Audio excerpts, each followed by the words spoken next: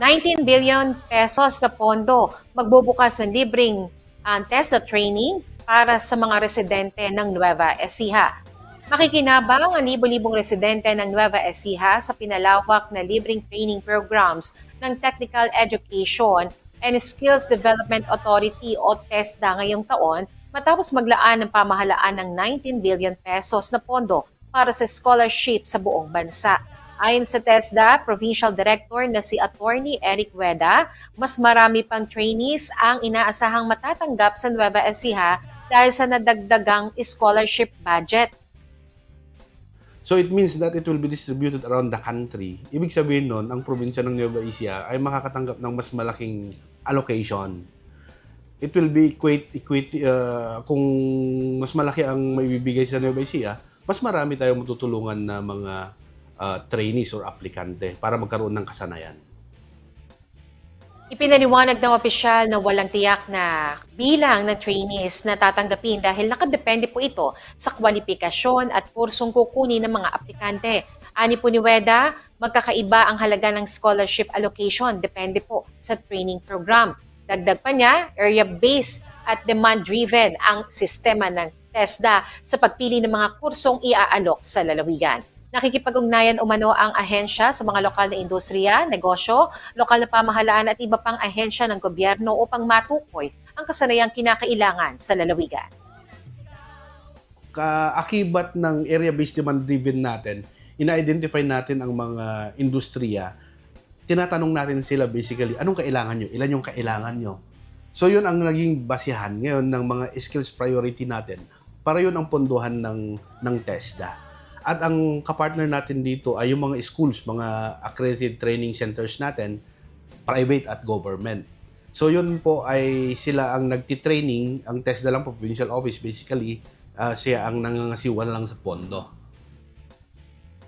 Binigyan din ng provincial director na bilang isang agricultural land sa probinsya, kabilang sa mga prioridad ng TESDA sa Nueva Ecija ang mga kursong may kaugnayan sa agrikultura, pati na rin ang iba pang industriyang aktibo sa lugar. Isinasagawa ang mga pagsasanay sa pamamagitan po ng TESDA Provincial Office at ng mga accredited public and private training centers. Libre ang training sa ilalim ng scholarship program at may kaakibat din na allowance para sa mga kwalipikadong trainees. Kapag naaprobahan ng scholarship, may tinakdang 10 araw upang agad na masimulan ang training. Kasama rin sa mga programang ipinatutupad sa lalawigan ang Enterprise-Based Education and Training o EBET, kung saan ang pagsasanay ay isinasagawa mismo sa loob ng mga kumpanya at establishments. Sa kasalukuyan, may mga establishmento sa construction, hotel at tourism sector sa lalawigan na sumasa ilalim na sa registration bilang TESDA partners. Isang gusto namin idagdag is yung bago na batas, yung EBET, Enterprise-Based Education and Training Framework Act.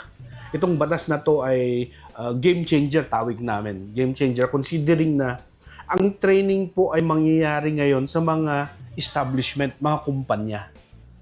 Kunyari, bread and pastry production, yung paggagawa ng tinapay, mga cake.